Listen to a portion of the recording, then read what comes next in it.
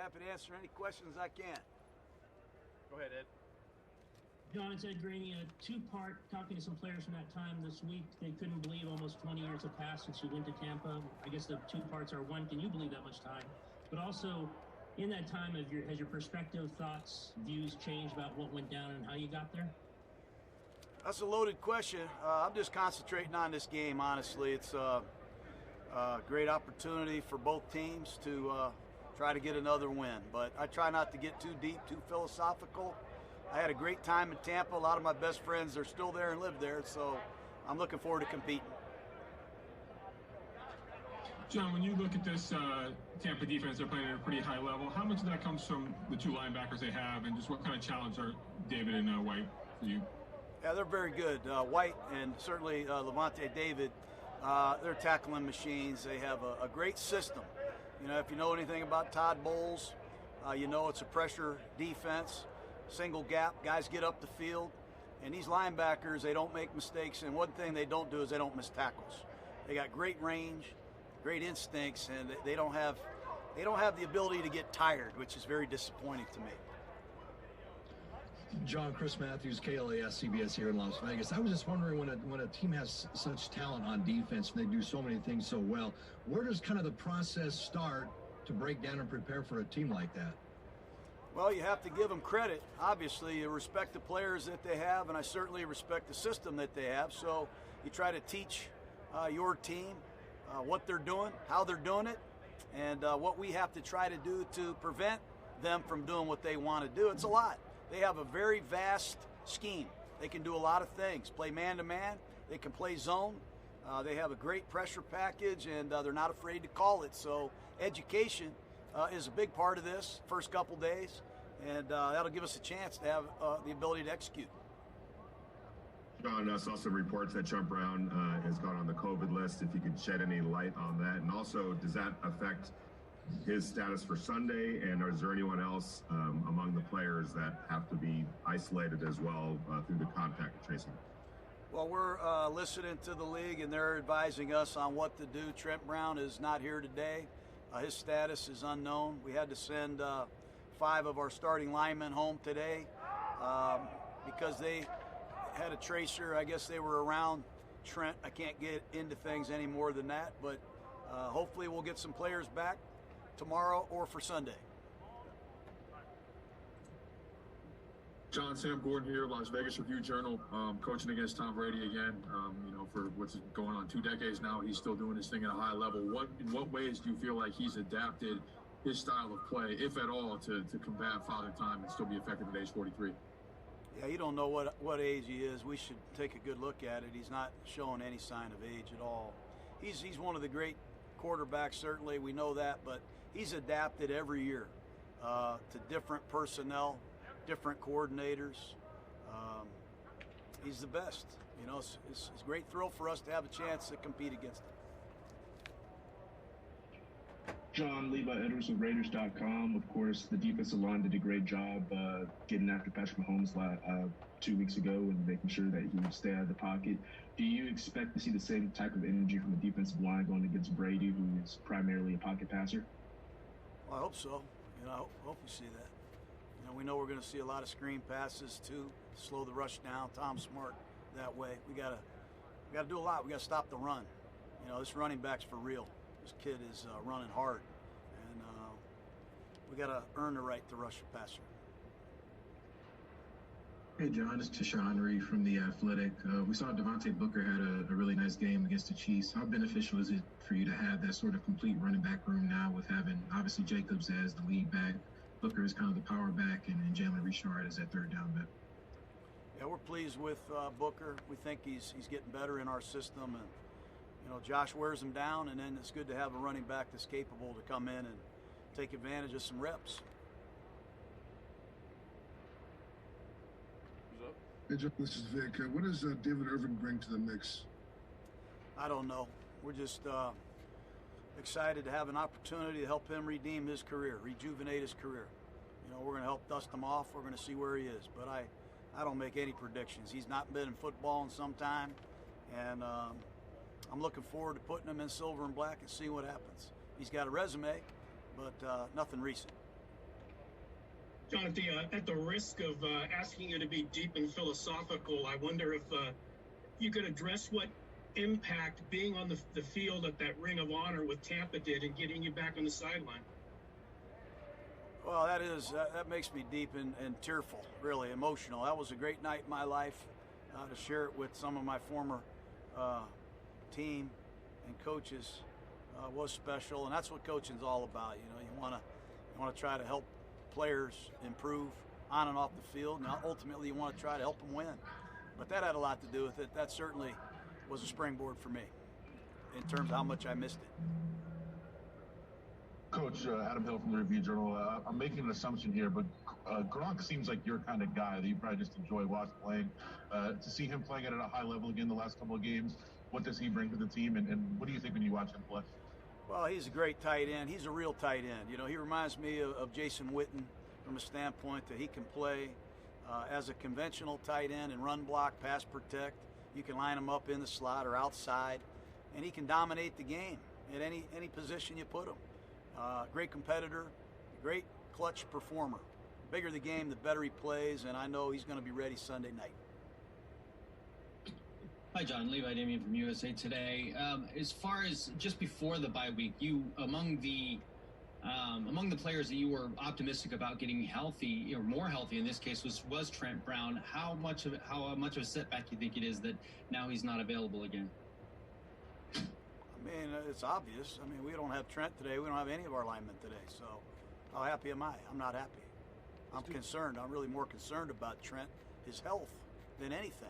You know, this is COVID, and I am concerned about anybody that has it or is near it. Let's do two more. Vinny and then Vic. John, just getting back to that. So basically, all 5 starters had to go home. Is that accurate? Yep, that's right. And what would you? Yeah. How do you make up for that during practice and potentially for the game? Well, we used other linemen, obviously, and we adjusted practice. We still got a lot of work done, but you got to have linemen to play, and we'll have 5 on Sunday. We'll be ready to go. Hey, John, I saw that Mariota is back. Will he back up Derek on Sunday, or is that still up in the air? I think it's up in the air just because we haven't seen him do much, really, in the last 10 weeks. It's been 2.5 months, so we'll see where he is. We're working him out as we speak. That's why I keep looking here to the left. It's good to see him out on the grass, and hopefully he is ready to go. But I can't make that prediction now. Great. Thank you, everyone. Thanks, guys.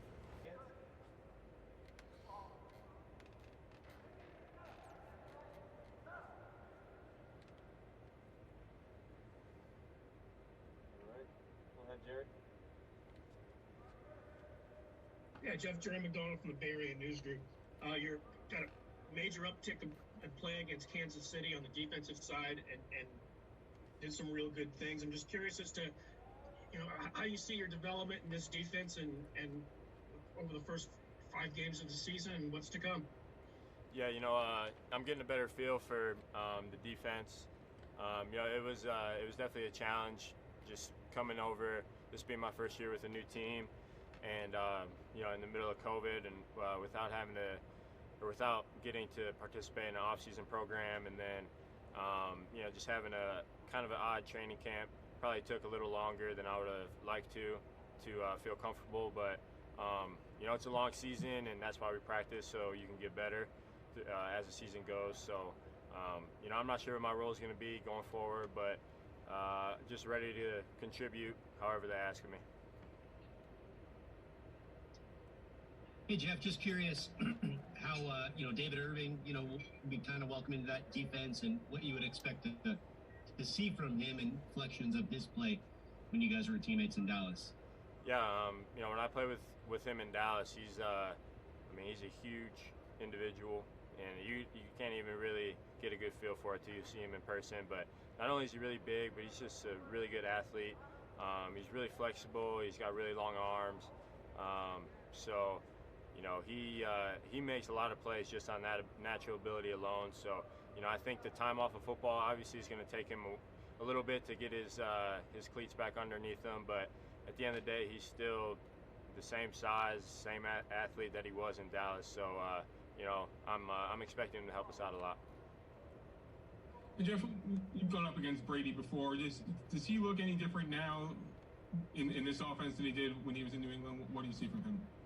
Well, I mean, offensively, yeah, they do some of the same stuff that he did in New England, but it's a new offense. You can see some of the carryover, but at the end of the day, they do run some different stuff. But to me, when you watch him, he's really good he's really smart and gets the offense in the right play. He doesn't really give you many chances to make plays. He's pretty sound, pretty disciplined, so it's always tough playing against him. Obviously, his success speaks for itself, so definitely a challenge for us, and not only him, but just their offense in general. They have two really good running backs. They got two good tight ends, good receivers on the outside, so it's just another good. We've played a lot of good offenses so far in the year, and this will be another one.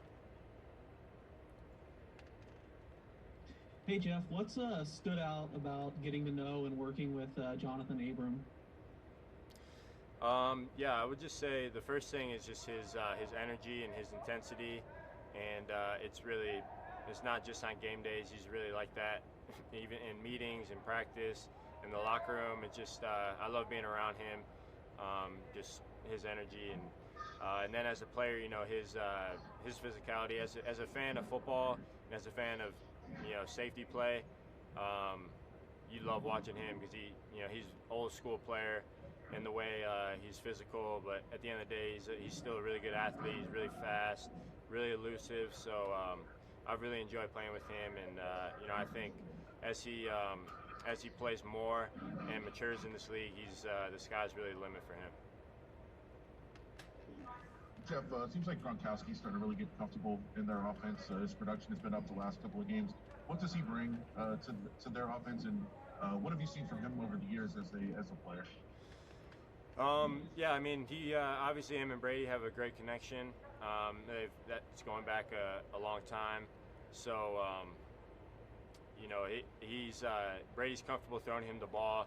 He really is never covered. Even if a guy's on him, Brady's still going to give him a chance just because he's proven over the years that he's a really big target and he can make contested catches. So, that's kind of the same thing you see from him now. He's still a great athlete, very strong, very big, very physical. He's great in the run game, and he was running a lot of those same routes that he ran in New England, down the seam and over the middle of the field. And Brady's given him opportunities to make plays, and yeah, like you said, last couple of weeks he's been able to capitalize on a few of those. Nice one, Jerry. And Jeff, it's been in such a strange year all around, and Coach Gruden told us that he had to send the whole offensive line home today because of Trent Brown on a positive COVID test. I'm just as a player and as a team, how do you guys deal with all this change? Yeah, you just got to take it one day at a time, and we're not the only team going through this right now. All 32 teams are having to deal with this. The whole country's having to deal with this, so it's definitely not easy on anybody, but that's why you have a team of 53 guys, and they expanded the practice squad this year. It's really just next man up mentality.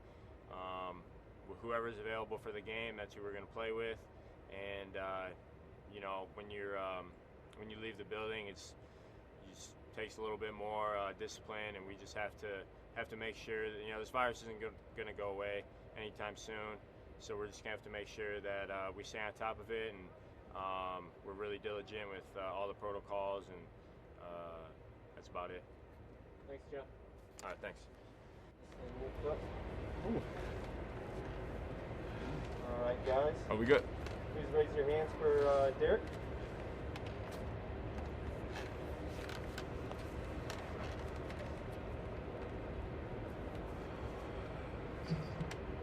Hey, Derek, I was just kind of wondering, how do you approach when a team can do so many things so well on defense? How do you kind of approach that as a player in your mindset? Like, okay, it's go time, or just mentally, how do you get ready for a team that can do so much on defense? Yeah, that's a great question, Chris. I think they're very multiple. They have a lot of stuff they can do schematically because they have a lot of good players. Some teams can only do a few things, because they try to limit and protect certain things, but these guys can do everything. And super talented group, one of the best in the NFL. We saw what they've done throughout the season. We saw what they did last week. to a really good offense. And so you watch the film. To me, I don't look at the numbers. I just watch the film. I see what I see, and I test everything by what I've seen in my past. And so experience means a lot in these situations. When it comes to game planning and how to attack, that's coach's thing. I'm the player, man. I'm just going to go out there and try and execute exactly what coach asked me to do. But you try your best, man. But what a challenge it is. Just like last week or 2 weeks ago against Kansas City, what a challenge it is that we hadn't had success there. They're a really good defense. They make some really good players. They're able to shut out certain things and part of certain offenses. And so same thing going into this one, man. It's a great challenge for us. It's going to take great mental focus in this game. Derek Levi with Raiders.com. Tom Brady coming up is going to be your 4th league MVP that you played this year. And so far, statistically speaking, you outperformed the other 3 this season. Of course, earlier this season, you spoke about first coming to Las Vegas and Tom Brady being the guy who was on the front page of the newspaper and how you wanted to take over the city and, really make it into a Raider city. And so my question really is that do you think that another great performance against a quarterback of the caliber of Tom Brady will not only put yourself but your team on notice? And this is not directed towards you at all. This is just a general statement. I really just don't care. I'm just doing my job, man. I've spent too many hours caring about that stuff, trying to prove the facts and these kind of things. I just don't care anymore. I'm here to do my job at the highest level I can possibly give to this team, this organization. I'm going to give it everything that I have, just like I do every week, every time I've hit the field. I feel like we're at a good place right now, but coming off the bye week, we got to make sure we're not sluggish. We got to make sure we go out there and, again, I could answer that in a lot of different ways, but I just have to be honest with you. I just don't care about that stuff anymore. My focus is one thing and one thing only, and that's winning these football games. Because I've done the numbers thing, I've done the Pro Bowls thing, I've been up for these kind of things, and none of that means anything without winning the championship. And so my goal is to win this game and then go through my process and win the next game.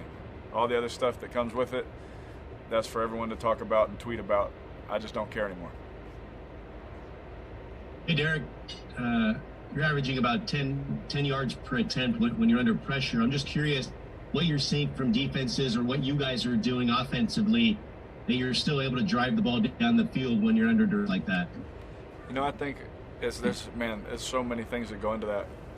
One is our protection plan. There's some looks that defenses give you, especially this week, that you gotta be careful when you're in certain vulnerable places. You got to know where your problems are. You got to understand your rules. You got to understand everybody's rules. And as a quarterback, my job is just to execute the play that coach gives me at the highest level I could possibly do it. And if it's something that he's asked me to change, then I audible and I change it and I get it right. And along with that, it takes the 10 other guys to understand what I'm saying, to be at the same level of the audible, to be at the same level of mental quickness and alertness. And things like that. It takes all of us to be able to do these things. I wish I could just say it's the speed of the wideouts, or it's our running backs in protection, our tight ends, or our offensive line. We love them. I wish I could say all of those things, but honestly, it's all of those things put together with the coaches giving us a plan to go and do it. And so I'm just really proud of our guys and how we've started the season. But coming off the bye week, we got big emphasis was to keep that intensity, to keep that level of pursuit of greatness that we're trying to achieve. And it's a great challenge for us to do it again this week because they're definitely going to blitz us. Derek, obviously we're in unusual times, but when you come back to work on a Wednesday after the bye week and your whole offensive line has to be sent home due to COVID-19, I imagine that ranks way up there in unusual things that you face. But how do you navigate that through this course of this week, with the uncertainty and all of that goes into it? What's crazy is I think we touched on it a little bit before, is whoever's out there, that's who's out there. Nobody cares about this or that. They just see the win-loss, and that's all that matters in this business. So with that said, we came in with the mindset today, you're like, oh, dang, you feel bad for those guys. You know, you feel for them, you pray for them, make sure they're okay, make sure their families are okay, all those kind of things. But at the same time, we have a job to do while we're here. So you have to compartmentalize a little bit. You have to separate the two once you step on the field. And, hey, we have to act like this is game day. We have to act like this is the group we're rolling out with, so get ready to play. And that's just the mindset, the culture that we have here, the mindset we've taken on. It ranks number one in the weirdest things. And y'all know we've seen a lot of weird things around here in my 7 years. But this is definitely up there with some of the weirdest things I've ever seen. What are the top three? Oh, yeah, exactly, Vic. I'm sure you could guess a couple of them. I want to ask you about Bruce Arians said you guys have one of the best big threes in the league, and Riggs, Waller, and Jacobs. Obviously, I'm sure you feel the same way. And are those guys just scratching the surface of what they can be? Yeah, absolutely. If you think about the time on task, right? Waller was here last year, obviously 2 years ago, but really started last year, and he's into this year. So he's really got a year and a half of starting football, right? Ruggs has got how many games did he miss? I can't remember exactly, but he's 2 or 3 games under his belt in the NFL. Josh is a little over a year, and I'm the old guy with 7 years, right? Here, playing with those guys. And I sit there as excited because I feel like I'm at a point in my career where I'm just now, all right, you got a lot of understanding. I'm in the same system. Now we can build and go. And so to see what we've been able to do is exciting. I think it's exciting for our fans, and they've been able to put things on notice. But I really feel like we're just starting. I really believe that. I really believe that we're just beginning to, if we can stay healthy and those kind of things, really see where this thing can go over the next however many years, right? And so we're young, and it's exciting to see what we have, but time will tell. And with the way these guys work, I'm excited to see them grow because I think they'll get better, So they complement each other, very communicative with me on the sideline, in the game, on the field. They love football. And so when you have those kind of characteristics, those guys are going to continue to get better. And I think that the more that they can continue to work and play together in the same system, the better it'll be. Last one, Willie. If we could circle back to the lineman question, and I totally get it. You got a job to do, so you got to go out there and focus when you're practicing, and you feel bad, but move on to practicing. But isn't there, in the back of your mind, the symmetry that you have with your starting lineman, your center, that somewhat of a concern that if it comes game time and you got new guys out there, you've built up sort of a familiarity, a chemistry where they know your tendencies, you know theirs, that you're going up against one of the best defenses in the league. Can that be in the back of your mind, though, as far as the chemistry that you have with the starting guys? Well, it's not in mine. It's definitely in yours. I hear that, and I understand it. I really do. I understand what you're saying, I promise. But the beautiful thing about football and with football players is we've been taught, really brainwashed, Willie, from since we were kids, that someone goes down as next man. And you go to practice and you lose a starter, you lose this guy, you lose that, and you just play, you know what I'm saying? And it's a weird thing because it doesn't seem normal to rationally think that way. But we come out here to practice, and I have a center that has started games and I've played with. I got a left guard I've played with. I got a right tackle I've played with. I got a left tackle I've played with, And yeah, they're not the starters, but I've played with them, you know what I mean? And so it's this way that Coach Gruden just said, and he does it all the time. If y'all watch training camp, obviously not this year, but whenever we do practice, Coach mixes in starters with third string guys, all that all the time. So, we're used to playing with each other, you know what I mean? And so when something happens like that, it's not as big of a shock to us in the building, you know what I mean? As it would be for someone just hearing, oh snap, what happened, Do we miss those guys? Absolutely. I'm human, right? I understand what you're saying. We're going to miss them if they can't play or they can play. But when you come out to practice, when you go to take that snap, I'm thinking about 100 different things. Not just that. I'm trying to execute my assignment. And then you turn the film on and say, okay, what went down? And so I'm not trying to throw your question to the side. That's just how we're brainwashed. It's kind of sick like that. You know what I mean? Thank you, everyone. Thank you.